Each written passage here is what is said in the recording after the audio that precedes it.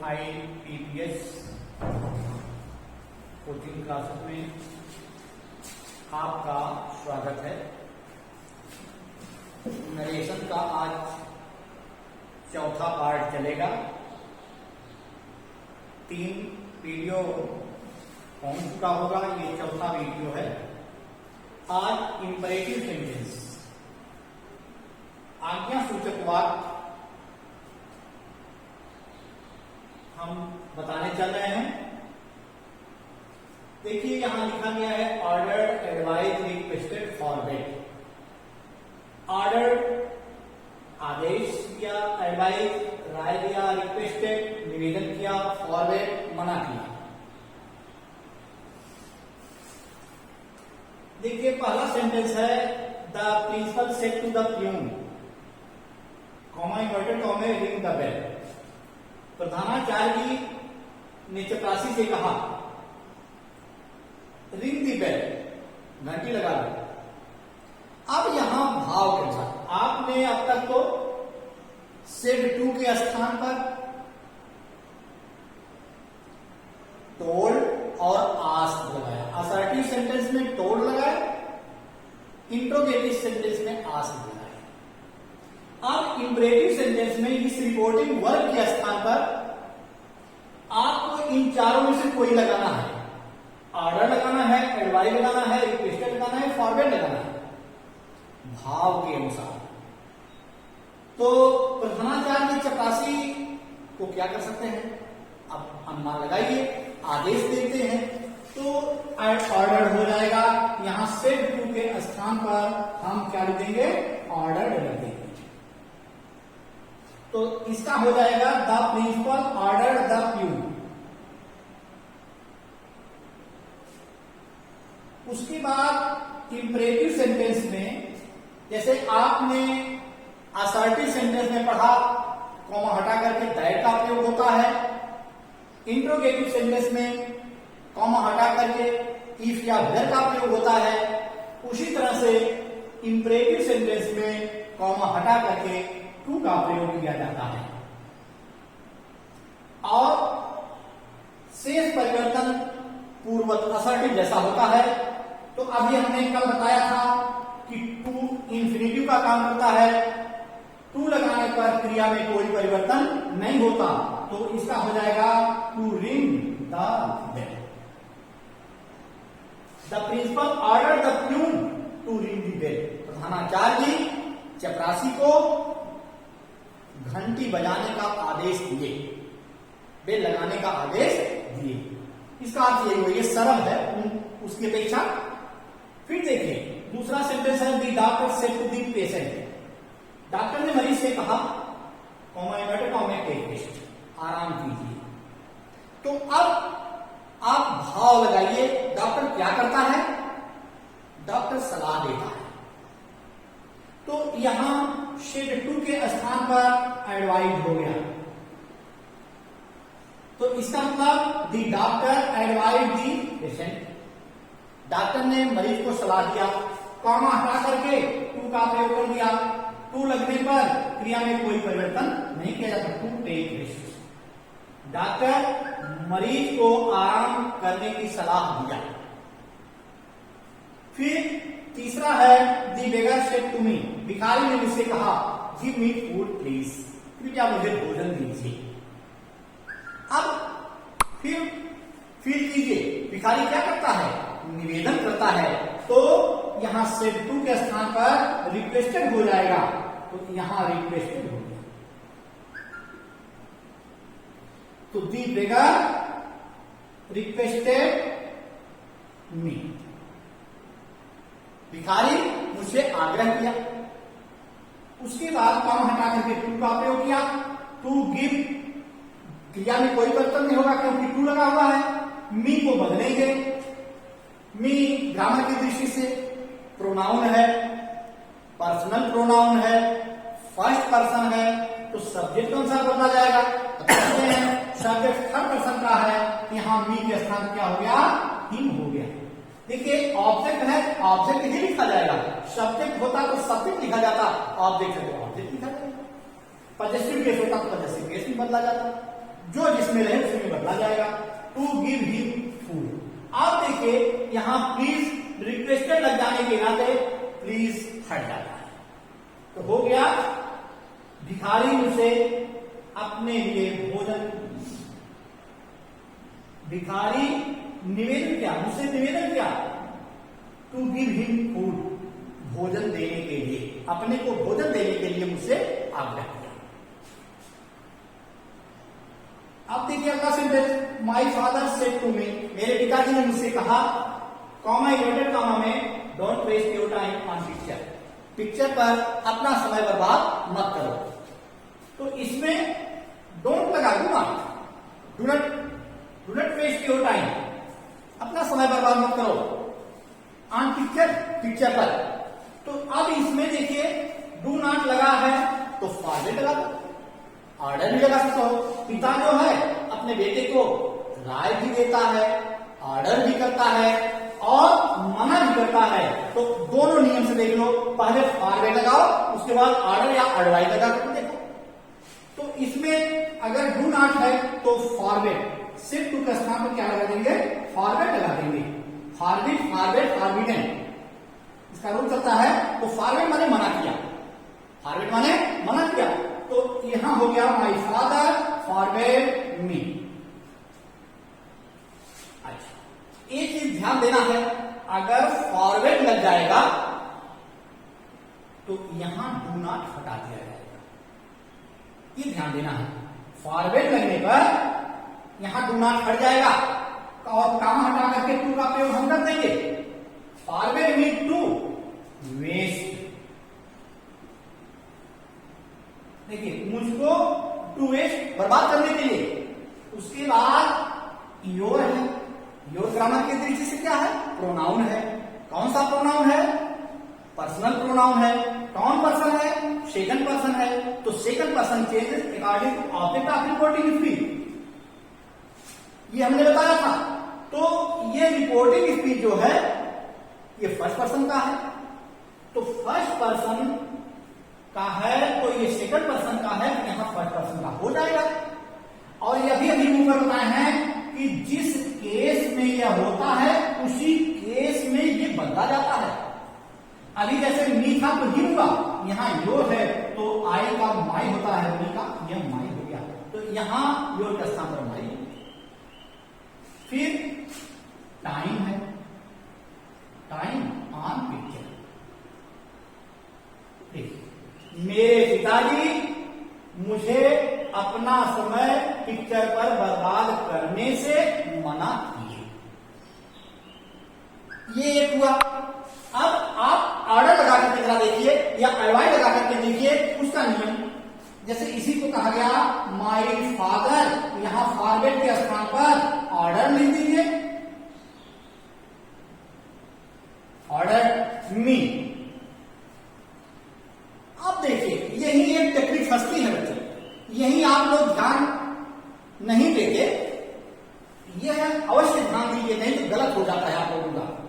बच्चे क्या करते हैं कि सर जी बताए हैं काम हटा करके टू लगा दीजिए, उसके बाद नॉट लगा दीजिए, फिर उसके बाद वेस्ट जो है, नहीं, ये गलत है। इसका देखो टू यहां जो है डू को हटा देंगे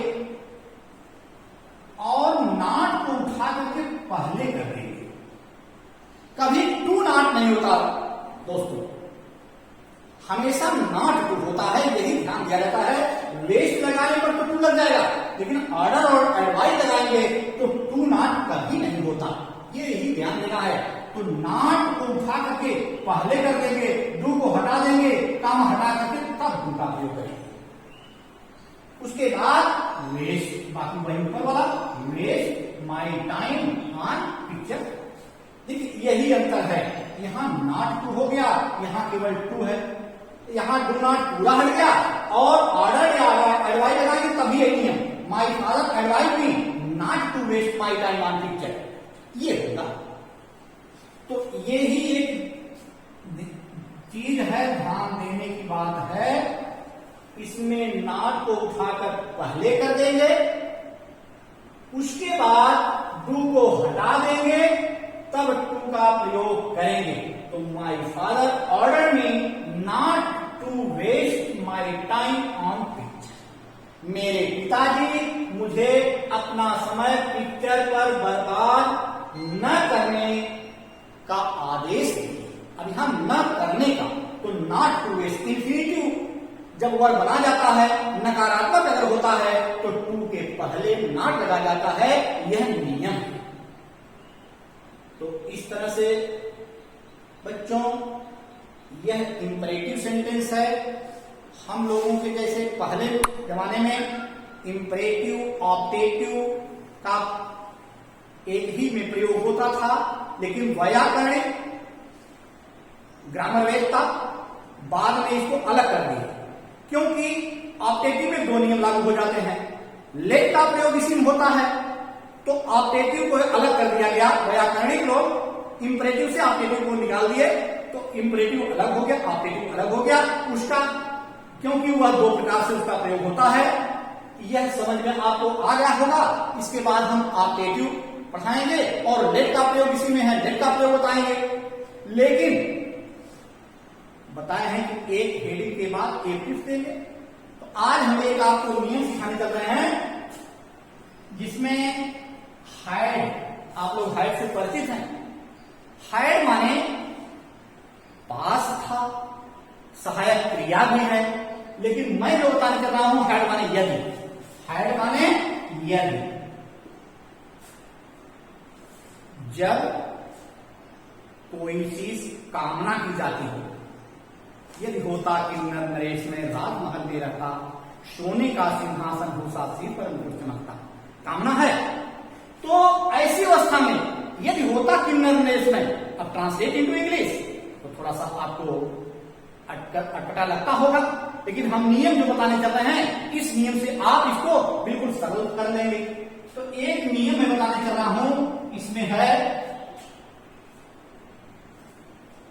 hide plus subject plus third form, यानी वर्ब का थर्ड फॉर्म, वर्ब का थर्ड फॉर्म। एक क्वेश्चन हो गया। दूसरे क्वेश्चन है subject would have plus verb का थर्ड फॉर्म।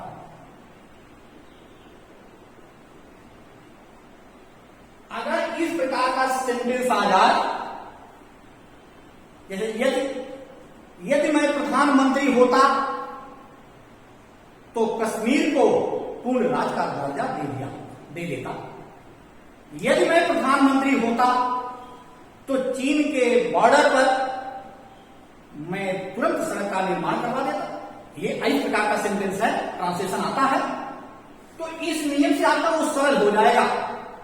हाइड शब्द आप रख लीजिए, हाइड शब्द कहिए आप लोग, hide subject third form, subject would have third form, hide subject third form, subject would have third form, hide subject third form, subject would have third form. ये है, यानी hide plus subject plus verb का third form.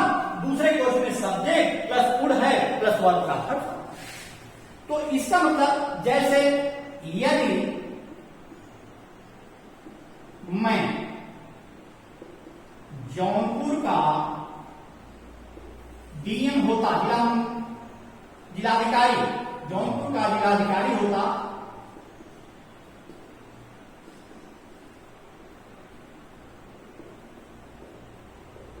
तो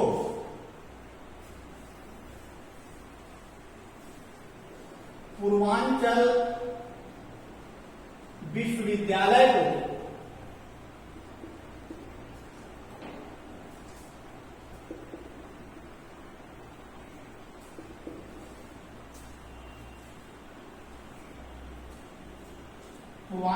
थोड़ा सा कठिन हो जा रहा है और सरल में कर दें। चलिए इसी को, यदि मैं जौनपुर का जिलाधिकारी होता तो पूर्वांचल विश्वविद्यालय को देखने आता बस विश्व स्तर पर करने का प्रयास करता।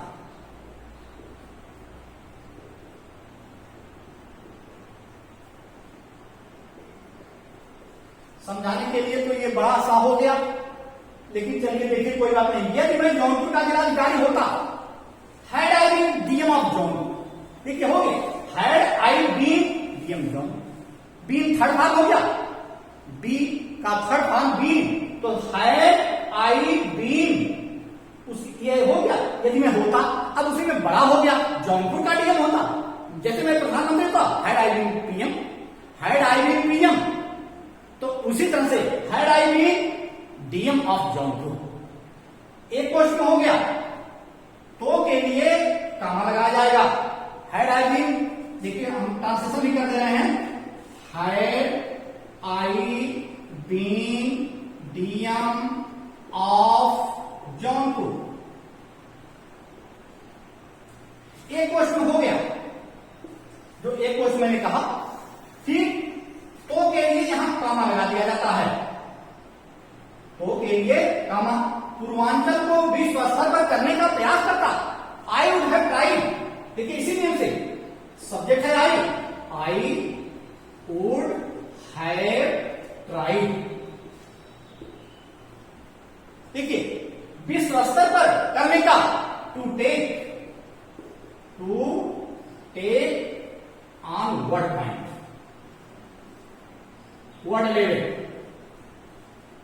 देखिए भाई, आई वुड हैव ट्राइड, यहां तक देखिए subject plus would have plus word का थर्ड फॉर्म, बाकी जो है उसी में जोड़ते चले जाइए।